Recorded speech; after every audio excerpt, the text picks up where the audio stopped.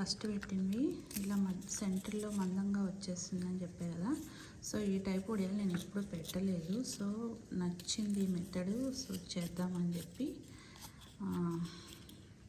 చేశాను. పాపం వాళ్ళు చాలా బాగా చూపించారు. వాళ్ళు బాగానే వచ్చింది కరెక్ట్.